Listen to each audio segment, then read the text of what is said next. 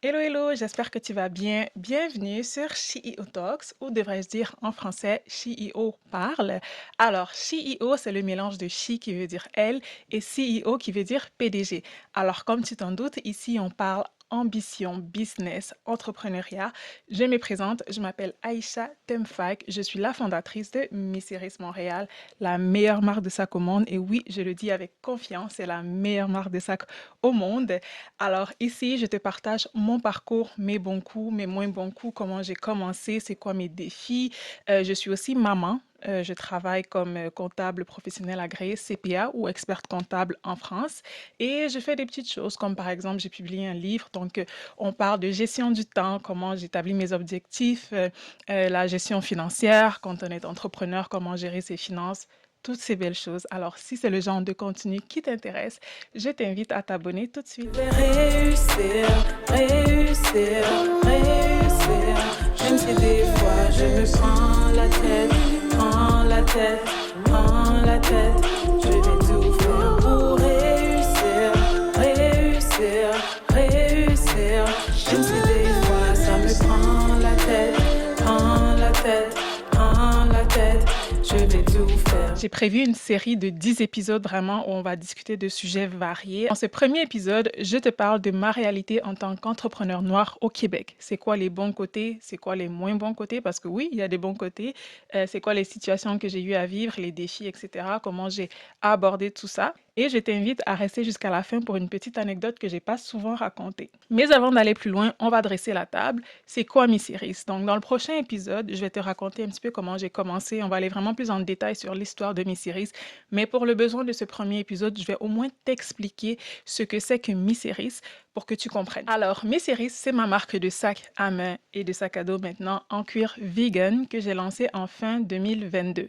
C'est quoi la particularité de Miss Iris dans l'océan de marques de sacs qui existent? C'est que quand j'ai décidé de lancer j'étais enceinte de ma deuxième fille, j'avais du temps, donc j'ai fait des recherches. Je cherchais une marque qui aurait 4 critères. Un côté fancy, style maison de haute couture. Côté pratique pour la vie de tous les jours, parce que maman professionnelle, ça me prend un certain niveau de praticité dans mes sacs. La qualité. Et puis le côté abordable, parce que j'allais pas dépenser des milliers de dollars sur un sac fancy qui n'a même pas de poche d'ordinateur, par exemple. Alors, quand je regardais ces 4 critères-là, je ne trouvais pas de marque qui réunissait les 4 critères de la manière qui me convenait. C'est donc là que j'ai décidé de créer Miss Series pour avoir des sacs, encore une fois, fancy, pratiques, durables et abordables. Alors, j'ai lancé ça en 2022 vraiment avec la mission de permettre aux femmes de se sentir spéciales chaque jour grâce à ce sac qui allait rehausser le look, peu importe ce qu'elles allaient porter, peu importe à quel point leur journée allait être occupée. Et Miss Iris a aussi une mission sociale très forte, celle de combattre le mariage forcé des fillettes. Alors, je vous invite à aller sur mon site internet missirismtl.com pour en apprendre plus sur cette initiative. Miss Iris, c'est vraiment un projet de cœur que je fais en parallèle de ma vie de maman et de comptable à temps plein pour une autre compagnie. Alors, ça vient avec son lot de défis que j'ai vraiment hâte de partager avec toi. Alors, encore une fois, si c'est le genre de contenu qui t'intéresse, je t'invite à t'abonner tout de suite. Et avant de se lancer dans le vif du sujet, on va faire une petite section, le sac du jour, que je vais faire à chaque épisode pour vous montrer un petit peu les sacs Miss Iris, ça ressemble à quoi. Le sac du jour aujourd'hui pour ce premier épisode, il fallait que ce soit mon sac le plus vendu. Donc, le sac que j'ai le plus vendu depuis que j'ai commencé cette aventure, c'est Miss Boss en noir. Alors voilà, ce qu'il faut savoir, c'est que tous les sacs Miss Iris ont un intérieur rouge signature. Non seulement ça fait super fancy, mais ça permet de trouver ces choses facilement à l'intérieur du sac. Alors voilà, le sac Miss Boss, il est vraiment beau, il ne passe vraiment pas inaperçu. Et ce qui est vraiment cool avec lui, c'est qu'il est super, super, super pratique. Bon, déjà, on a les trucs de base, hein, donc la poche d'ordinateur ici. On a une poche à l'intérieur pour la gourde. On a ça ici pour attacher ses clés ou sa carte d'accès au travail. On a une poche secrète ici. Et j'aime dire que c'est la poche pour cacher la carte de crédit de monsieur. On a cette poche ici qui s'ouvre et qu'on peut passer à travers la valise lorsqu'on voyage, comme ça. Voilà, j'espère que vous voyez bien. Et bien sûr, on a la corde ici pour l'épaule. C'est très confortable pour l'épaule. Alors, si jamais on a un ordinateur qui est un peu plus lourd, c'est super. Il prend un ordinateur de 14 pouces. Il est vraiment magnifique. Alors, c'est Miss Boss. Alors, maintenant qu'on a dressé la table, que vous avez compris c'est quoi Miss Iris, vous avez vu un petit peu le type de sac que Miss Iris a, on va parler du sujet du jour, ma réalité en tant qu'entrepreneur noir au Québec. Petit disclaimer avant de commencer, j'ai bien dit ma réalité. Je ne suis pas en train d'attribuer cette réalité à quelqu'un d'autre. C'est vraiment moi, ma réalité, comment je vis la chose et c'est quoi les situations qui ont fait que je vis la chose de cette situation-là. Et c'est vraiment mon point de vue. Voilà.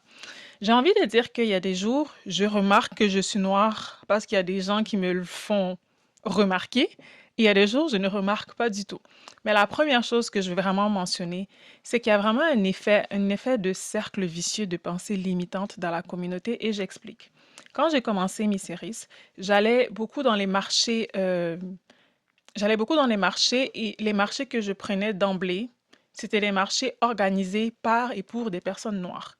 On dirait que je me disais, ça va sûrement être des personnes noires qui vont acheter mes sacs parce qu'ils vont m'encourager parce que je suis noire.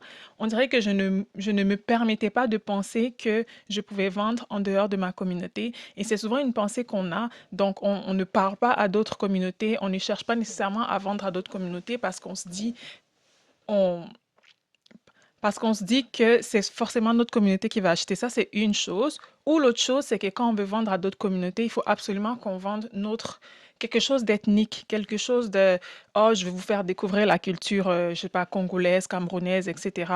On dirait que c'est soit on a un produit ordinaire, on va dire, qu'on vend dans notre communauté, ou même un produit ethnique qu'on vend dans notre communauté, mais quand on décide de sortir de notre communauté, c'est pour exporter notre culture envers eux. Où je vais en venir, c'est que quand j'ai commencé à vendre mes sacs, la question qui revenait le plus souvent dans ces marchés, c'est pourquoi il n'y a pas d'afritude sur tes sacs? Pourquoi t'as pas de pagne? Pourquoi t'as pas de signe afro quelconque sur tes sacs? Et là, je leur disais, mais pourquoi il faut que j'ai un signe afro sur mes sacs? Pourquoi je ne peux pas vendre un produit non ethnique à une clientèle non ethnique? Parce que je suis noire, je suis obligée soit de vendre un produit ethnique, soit de vendre à une clientèle ethnique. Pourquoi on ne peut pas se permettre en tant que communauté de vendre non ethnique à non ethnique, en fait. On dirait qu'il y a cette pensée-là que c'est pas possible pour nous. Nous, on ne peut pas faire ça. Il faut qu'on exporte notre culture ou il faut qu'on se vende entre nous. Donc, j'avais le commentaire qui revenait quand même assez souvent. Et à chaque fois, ça m'irritait un peu. J'essayais d'expliquer que je ne suis pas obligée. Ça n'enlève rien au fait que je suis noire. Ça n'enlève rien au fait que je suis camerounaise. Ça ne change absolument rien. Pourquoi il faut que entre gros guillemets, que je me limite à vendre soit de l'ethnique ou à vendre aux gens ethniques. Ça fait que dans notre communauté, il n'y a pas beaucoup de modèles de réussite de personnes qui ont vraiment réussi dans le mainstream avec un produit non ethnique en vendant à une clientèle non ethnique. Ça fait que quand il n'y a pas ces modèles-là, on n'a pas de modèle de personne à qui on dit, OK, si cette personne-là était capable de le faire, moi aussi, je peux le faire. Ça fait qu'il y a moins de personnes comme nous, en fait, dans les podcasts, dans les émissions d'entrepreneuriat. On n'a pas de modèle, en fait.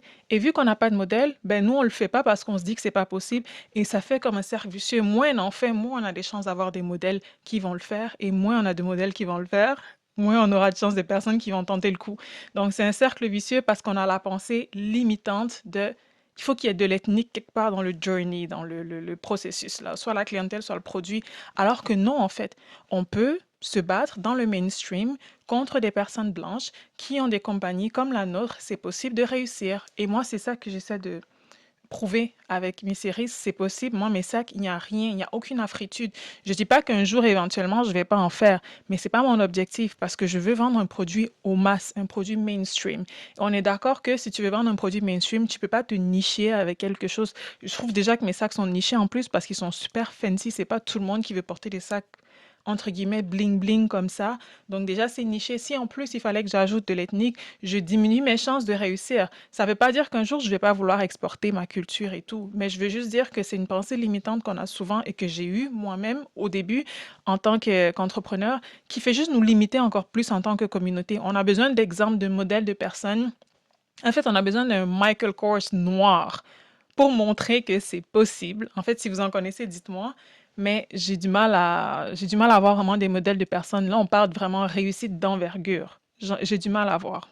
Mais si vous en connaissez, laissez-moi savoir dans les commentaires. L'autre chose que ça fait aussi, c'est que vu qu'il y a moins de modèles de réussite d'entrepreneurs noirs qui ont réussi dans le mainstream ou qui ne parlent pas nécessairement à une clientèle ethnique ou qui n'ont pas nécessairement un produit ethnique, ça fait que quand on se retrouve en mélangé avec d'autres entrepreneurs qui ne sont pas noirs ou qui font des produits plus de masse, j'ai l'impression qu'ils nous prennent moins au sérieux. J'ai déjà été dans des situations où je me suis retrouvée avec d'autres entrepreneurs très populaires du Québec et j'ai pas l'impression, et là vraiment je pèse mes mots, j'avais pas l'impression d'être à ma place. J'avais pas l'impression qu'on me considérait au même niveau que les autres. Après, j'essaie vraiment de pas être biaisée, j'essaie vraiment de pas être le genre de personne qui remet tout à la race. Oh, c'est parce que je suis noire que si, moi ça m'irrite les gens qui font ça.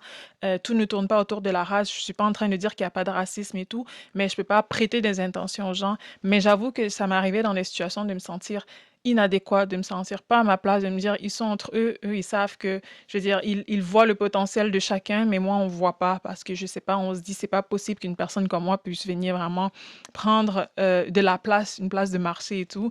Donc, il faut vraiment se battre pour prendre sa place. Il faut se battre à tous les niveaux. Je vous donne un exemple. À un moment donné, j'avais une cliente qui a acheté 2 sacs pareils à 5 minutes d'intervalle et s'est trompée. D'habitude, je regarde, mais là, le volume avait commencé à prendre. Donc, j'avais plus le temps de regarder chaque commande une par une. Donc, c'est passé, l'entrepôt a traité les 2 commandes, les 2 sacs sont partis. Et là, elle m'a contactée pour me dire qu'elle s'est trompée, que elle a commandé les sacs et tout. Et bref, j'ai dit les sacs sont partis, fait qu'une fois que vous allez les recevoir, s'il vous plaît, vous pouvez me renvoyer un. Et là, elle s'est fâchée parce que le processus de retour était compliqué, ça prenait du temps, même si j'ai aucun contrôle sur le délai des transporteurs pour nous renvoyer le sac. Moi, je peux pas rembourser tant que j'ai pas reçu le sac, donc j'attendais de recevoir le sac. Et elle était tellement fâchée qu'elle m'a dit Oh, la sale négresse. Et là, j'en croyais pas mes oreilles parce que je me disais, en 2025, il y a encore des gens qui utilisent ce genre de mot, la sale négresse, parce qu'elle était fâchée que j'avais pas encore remboursé son sac alors que j'avais aucun contrôle sur les délais de retour. C'est le genre de choses, quand je dis des fois, j'oublie que je suis noire, mais des fois, il y a des choses comme ça qui me le rappellent. Donc, oui, ça existe. Il y a des situations qui sont claires comme celle que je viens de vous raconter où on te dit, hey, ma belle, la noire.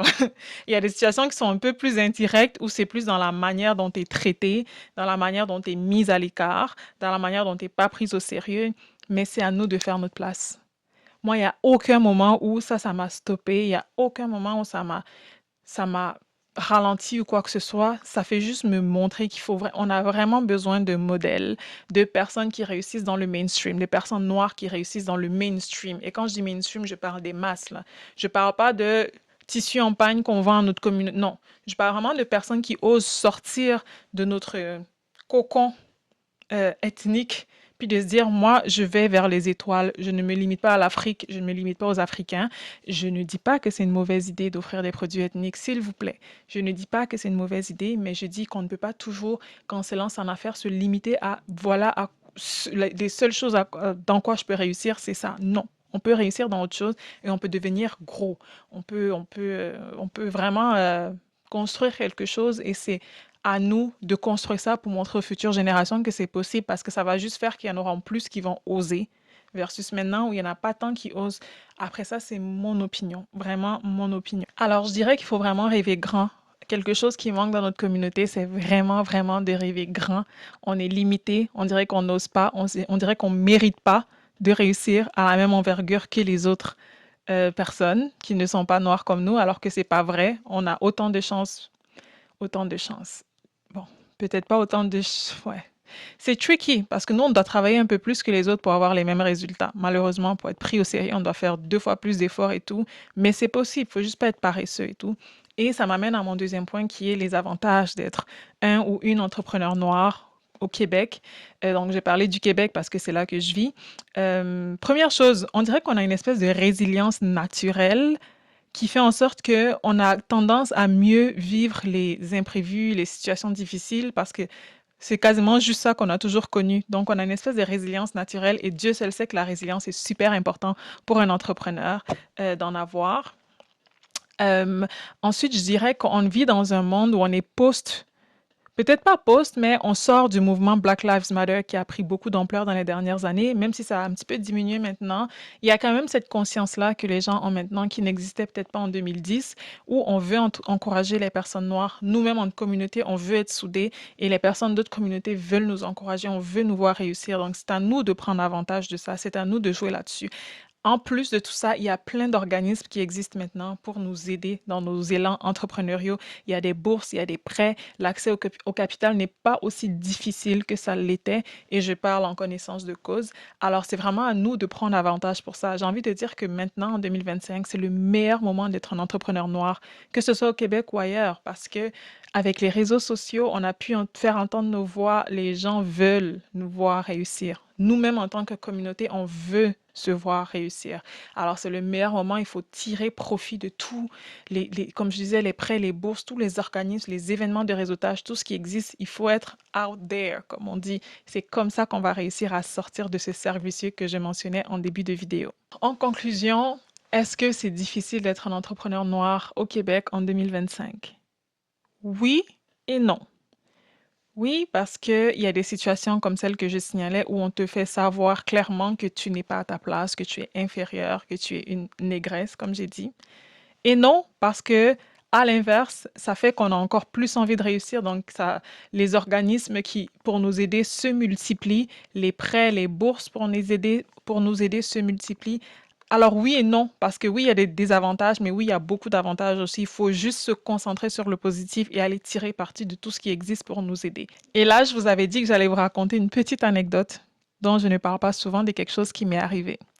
Je vous raconte. Ça n'a rien à voir avec le business, vraiment. Ça m'est arrivé il y a quelques années, enfin, il y a plusieurs années, dans un environnement de travail que je ne nommerai pas pour des raisons évidentes. En gros, j'étais la seule noire dans... Enfin, il n'y avait pas beaucoup de noirs dans cet environnement de travail-là. Et dans bon, je veux dire, le cercle direct avec qui je travaillais, j'étais la seule. Voilà. Et disons qu'on travaillait étroitement ensemble. Quand il s'agissait de travail, ça allait. Je faisais mon travail comme il faut, pas de souci. Mais quand il fallait faire des activités, des choses comme ça, c'était un peu plus compliqué. Pas de mon côté, parce que moi, honnêtement, je considère que je suis une personne très sociable. On me dit souvent que je suis drôle. Franchement, je me trouve que, like, les gens d'habitude aiment bien ma présence, je pense. En tout cas, d'après ce qu'on me dit. J'ai jamais eu de problème avec des collègues. Je veux dire, côté ambiance, ça allait. Bref, dans cet environnement de travail-là, à chaque fois qu'il y avait des 5 à 7, j'étais tellement stressée de me retrouver toute seule, de n'avoir personne à qui parler ou de clairement être dans une conversation où on ne veut pas de moi parce qu'il y avait tellement de fois où je m'étais sentie comme ça que j'avais pas l'impression qu'on voulait me parler ou quoi que ce soit et je comprenais vraiment pas pourquoi parce que j'étais intégrée là. J'étais pas quelqu'un qui venait d'arriver fresh out the boat comme on dit, qui sait pas c'est quoi les codes, etc. À ce moment-là, ça faisait déjà quoi, plus de 10 ans que j'étais là, donc je connaissais toutes les émissions, toutes les expressions. Moi, j'étais intégrée là. Mais on dirait que ça marchait pas. Il y avait un truc qui cliquait pas avec cette communauté-là, ce type de personnes. Bon, disons que c'est un groupe de personnes plus élitistes. Je veux dire, c'est les personnes peut-être plus, tu sais, qui ont grandi un peu plus dans des villes reculées. Il y avait peut-être pas tant de noirs que ça, donc l'intégration était difficile. Mais bref, à chaque fois, à chaque fois qu'il y avait un 5 à 7, j'étais tellement stressée, je faisais des crises d'angoisse. J'avais vraiment, j'avais trouvé un code avec ma sœur. Je la prévenais le matin qu'il y avait un 5 à 7. Je lui disais, OK, notre routine était, le 5 à 7 commençait à 5 heures, donc à 17 heures. On avait une routine comme quoi, à 17h30 pile, il fallait qu'elle m'appelle pour que je fasse semblant d'être au téléphone pour pouvoir m'éclipser de peu importe la situation dans laquelle j'étais, pour pouvoir sortir de là, faire semblant de lui parler au téléphone et puis voir est-ce que je veux retourner dans le 5 à 7 ou je veux partir. Comme ça me permettait au moins d'avoir participé au 5 à 7, de m'être fait voir. On voit que je suis sociable, je ne suis pas quelqu'un qui skip les événements corporatifs, mais en même temps, de ne pas avoir à traîner ça jusqu'à 7 heures au cas où personne ne voulait vraiment parler avec moi. Donc, ma sœur était habituée à chaque fois, il fallait qu'elle m'appelle pour que je sorte de là et que je décide après, bon, est-ce que je retourne ou est-ce que je m'en vais et tout. Et c'est le seul moyen que j'ai trouvé pour pouvoir survivre au 5 à 7 quand je travaillais à cette compagnie-là. Sinon, c'était trop stressant. Il fallait que je me dise à qui je vais parler. Est-ce qu'ils vont vouloir parler avec moi? Est-ce qu'ils vont encore parler entre eux? J'essaie même de placer un mot, on m'ignore ou clairement je dérange et tout. Oh, c'était vraiment pas évident. Ah, juste à y penser, ça me restresse. Bref, tout ça c'est derrière et j'ai envie de dire qu'il ne faut pas laisser la race nous arrêter. Il ne faut pas laisser le fait qu'on est noir, qu'on soit noir, et se dire, oh, c'est parce que je suis noir qui X, Y, Z. Tu seras pas blanc demain matin. Le fait que tu sois noir ne va pas changer. Alors, t'es mieux de t'habituer tout de suite à ça, de te dire qu'il y aura des défis et plutôt de build ton mindset sur comment tu vas faire pour passer à travers. Parce que des micro-agressions, des choses comme ça, il y en aura toujours. Malheureusement, c'est la vie, c'est comme ça. Alors, c'est déjà tout pour ce premier épisode où je te parlais de ma réalité en tant qu'entrepreneur noir au Québec. J'espère que cet épisode t'a plu. Si jamais c'est le cas, je t'invite à liker, partager, t'abonner. Dans le prochain épisode, je te raconte comment j'ai lancé mes séries, par quoi j'ai commencé, c'est quoi toutes les étapes que j'ai faites, comment ça s'est passé, mes ventes au début, etc. Toutes ces belles choses. Alors, je t'invite à la semaine prochaine à la même heure. D'ici là, prends soin de toi et rappelle-toi qu'on ne vit qu'une fois et que tu es maître ou maîtresse de ta destinée. Bye!